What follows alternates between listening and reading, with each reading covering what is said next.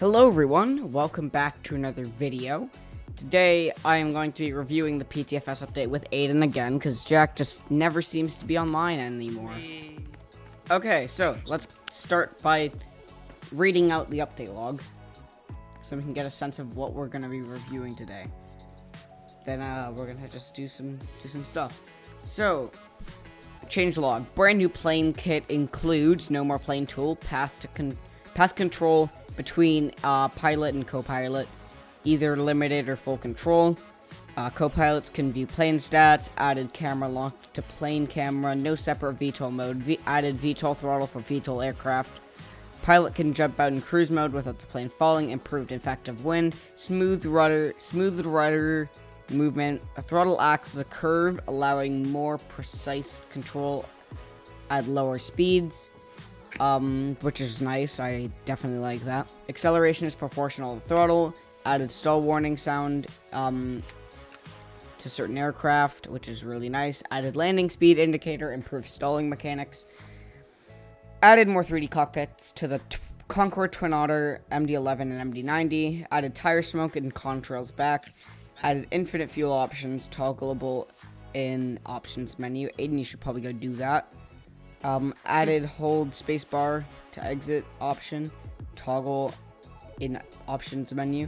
Added dynamic lights, street lights, buildings, building windows, airport floodlights, which I can show you in just a second.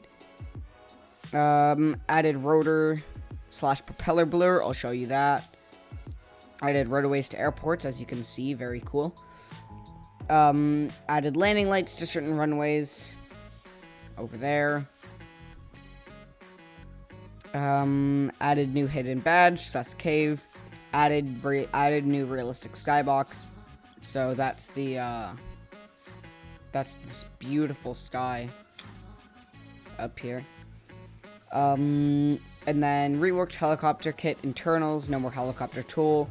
Improved passenger camera system, improved seating system, reworked server options, improved aircraft controls tab, fix getting stuck in stair truck, increased server size to 20. Okay. First, I'm gonna just show you the lighting. As you can see, it's very poggers.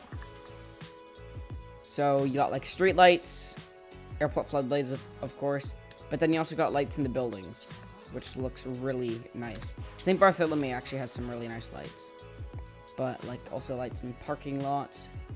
Looks really nice. Let me just turn it back to day though. So now instead of just having like a button here that says like options, you just click this button. Server options. Time of day, custom time of day enabled. You can adjust the time much more like easily now. Let's just make it day. By the way, I am running shaders if you are wondering. I'm only running one. I'm running like reshade.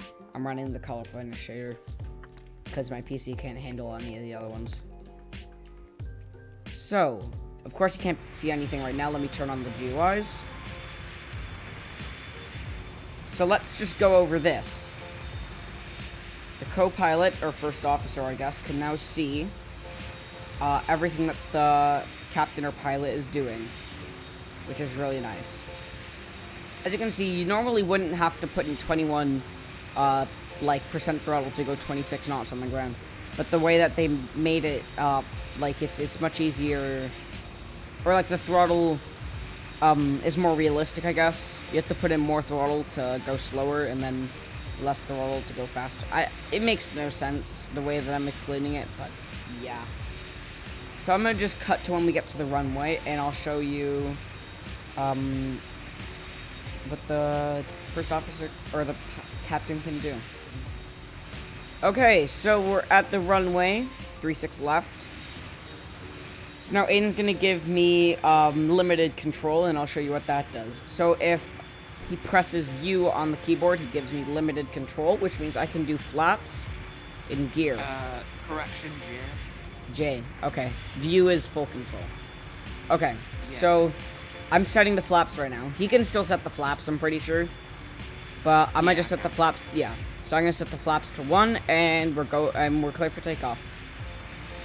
So now I can really see well when we're ready to rotate. 80 knots. 100 knots. 120. 140. V1. Rotate. Okay, so now I'm gonna put the gear up myself, even though I'm not the one flying. So Aiden's just gonna take us up real quick, and whenever you want, you can give me full control. Yeah, we're gonna get to 1,000 feet first. Okay. So if you press U on the keyboard, then I'm still not controlling the plane, but if you press U, then I get full control. So Aiden, you mind giving me full control now? Thank you. So now I'm the one now flying the plane. So see, I can do everything. Woo! I would like to show you the cruise function. So I'm gonna hold, and they changed it a bit, so now F is cruise, not T. Don't ask me why. But now I'm pretty sure me and Aiden can jump out. Aiden, try jumping out. Alright. Whoa! I got scared there. The paranoia of. Yeah, I know. Oh my god. There's also the function of oh my god, why is my run tool activated? There's also the function of hold space to exit. So if you're the captain of a plane and you turn on this thing, then you have to hold space to exit, which is really useful because every so often I just randomly do that and I jump out, and it's really annoying. Yeah, I think we can recreate something. Role plays, and I fell.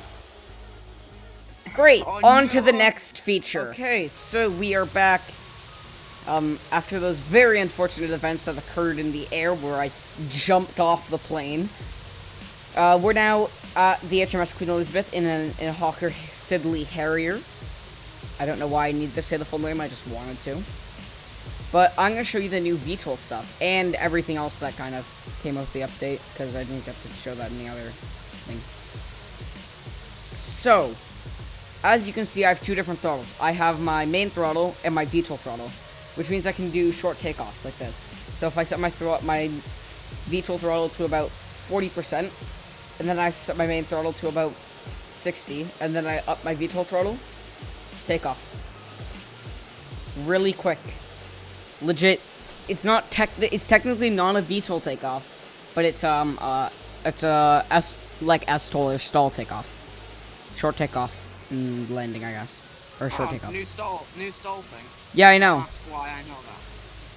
I'm totally not stalling. And you like the stall mechanics are a bit different. Oh, there's also a land speed notification. Yeah, so let me show you guys, Oh, no. or you all, I guess, or you guys, I don't know. The camera lock feature. So if you press X, the camera locks to the plane, which means that any maneuvers that you do with the plane, your camera will follow. So this makes it much easier to do a barrel roll in third person, because now I can do this. Woo! But instead, with like the non-cam lock, you're always facing up your camera. This is definitely very weird the first time you try it, but it gets much easier to handle. Unfortunately, there is no stall bar on your thrust indicator. Aiden's dead. Yeah, this is fine. Yeah, so let me show you the rudder smoothing. So it used to be like when you did your rudder, it was like turn and then immediately stop. Like you wouldn't, but now it's like it progressively gets is more smooth, I guess. Like what they said. So let's come in for a short landing here. So we're gonna set our VTOL throttle to about 40% and our normal throttle to about 30%, just so we can get some speed coming into the carrier. Just so we can get there a bit faster. it controls very interestingly when you have both throttles active. Like, it controls like a normal plane, but also like a helicopter at the same time. Like you see, it's like, I mean, maybe it's just the fact that I have cam lock on. But see, I'm traveling only like 30 knots at this point. And then if I just lower my VTOL throttle, flare, and then cut both. Done. Quick landing, really realistic for the HMS Queen Elizabeth. Yeah. I think there's only a couple more things that I need to show you. Oh yeah, exit seat. And my Harrier just fell. And I'm dead. Okay, we'll see you in a second. Okay, so, let me show you what the propeller looks like. So, as you see, it doesn't look too good when you're at slow speeds. But once I start throttling up, you'll see that the props, they start to blur out a bit more. Which looks really, really realistic and really nice. Might as well also show you the land speed indicator right now. So, when I'm at a certain speed for a certain aircraft with a certain flaps, I guess, it says I'm at land speed. If I go below land speed, I'm stalling. If I go above land speed, then I won't be able to land, I guess. The land speed is what you should be aiming for when you're landing. Because yeah, now I can do a really nice flare, a nice touchdown, not stall the nose, and then, as you heard the stall sound, too. Hello, Aiden.